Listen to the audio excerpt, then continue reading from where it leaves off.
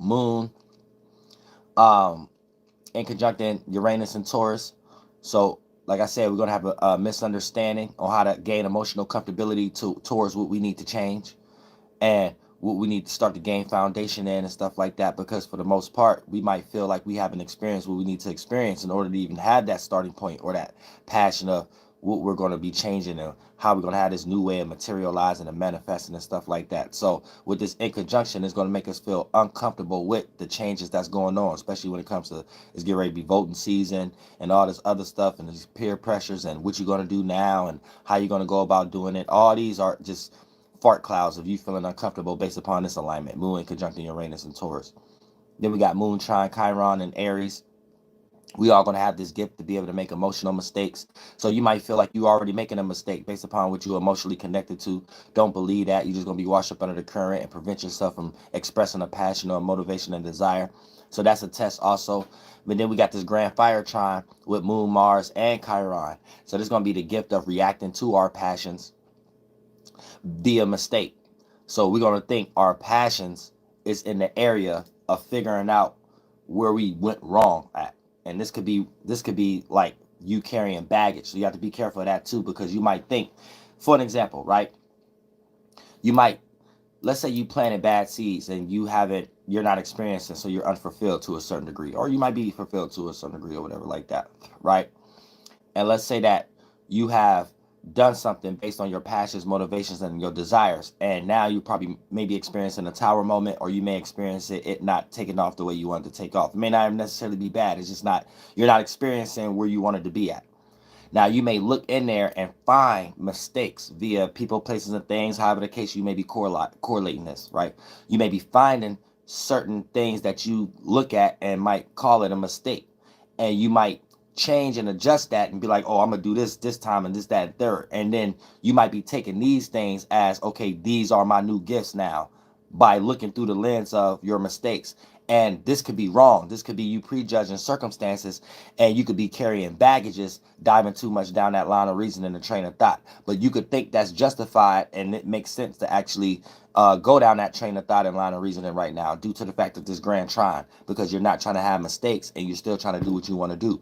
So it is going to seem like it's justified, but like I said, you could make a lot of mistakes diving in that energy, because you could find something that ain't necessarily a mistake, but you're going to make it seem like this is something what you need to do this time because it's part of an energy that you made mistakes in. And all the little things you could find, like, okay, you might find something that you think this is one of the reasons that it springboarded into a mistake in the first place, and then come up with some mean type of concept of how you're supposed to act now, and you thinking that you're doing things in a more spiritual way, where really you're just carrying baggage from the last circumstance because you're scared to experience some other type of circumstance.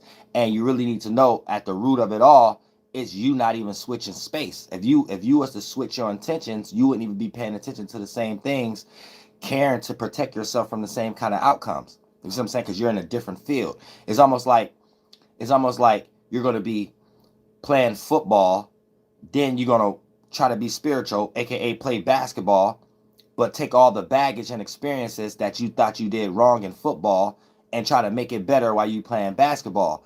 And it's like, wait a minute, you're playing basketball right now. You're going to continue to lose in this new sport you're playing if you're constantly having football on your mind and you're doing things in basketball that you experienced in football that you don't want to experience in football no more.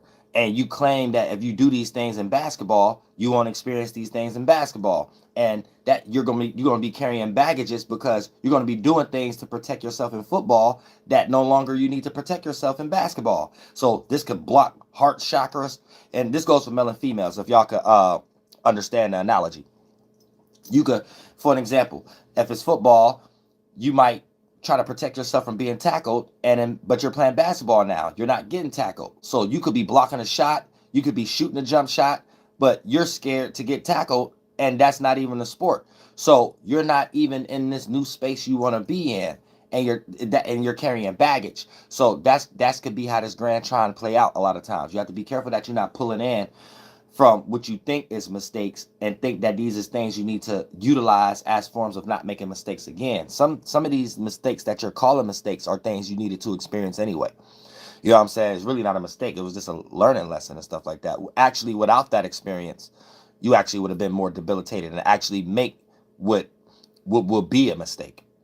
You know what I'm saying? So keep that in mind. A lot of times what y'all appear to claim as mistakes is just y'all a little pride and ego be hurting because y'all be afraid to experience any kind of concept of life.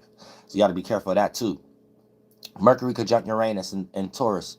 Um, for the most part, this is going to be us having the power to change our way of thinking, but it may be scary due to the fact of all the other alignments. So you might change your way of thinking based on what's already being changed, and you're trying to change your way of thinking and get back into a normal stage just in a different way. How can I get back to a comfort zone in a new way?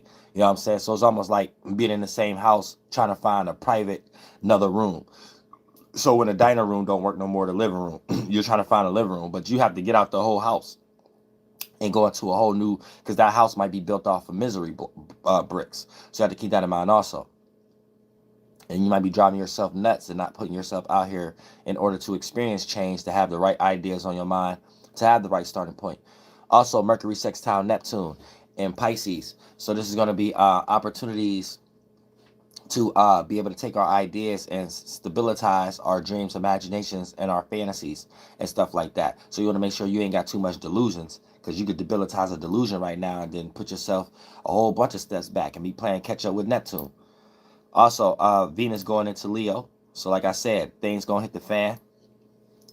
Things gonna hit the fan when it comes to your love matters and things that you like to pay attention to and things that you give attention to and stuff like that. So if you're giving attention to the wrong things, things that lead you into procrastinating, things that lead you into setting yourself back, things that lead you into thinking that you're the front street, but you're really putting yourself on the back page or something like that, and your actual duties and obligations is putting in the back seat, all that's going to hit the fan. And everything that you was upholding to make you feel comfortable with whatever position you was in is going to start to fade away in some way and start to obtain their own attention and start to use you for it too in some way, shape, or form. So if you're not in the right condition, around the right people, places, and things, you ain't going to experience the right show for your life during this particular time of Venus being in Leo. Also, Mars square Jupiter and Taurus. So there's going to be passions, motivations, and desires. We're going to have to learn how to experience these things in a more practical way. You know what I'm saying? Sometimes we can't have our way based upon our feeling, how we see things, our creative gifts. Sometimes it takes a work. Sometimes it takes stability. Sometimes it takes consistency in a certain area, even if we're not getting all we're worth out of a circumstance. That consistency itself will build along and accumulate into another area before you can see that area manifest. You just have to put in the work and hold it down. Also with Mars in conjunct Saturn and Pisces. So we're going to have a misunderstanding also when it comes to how to encapsulate our dreams and imagination and our fantasies with our passions, motivations, and desires.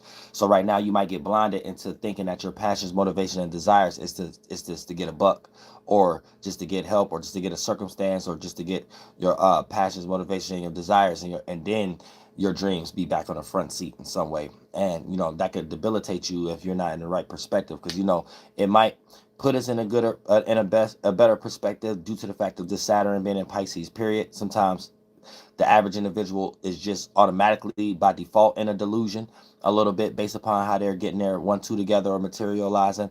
But with this in conjunction, it's going to make you actually try to express these things and make you force you to create an event to set the stage to let you know if you're in a delusion or not.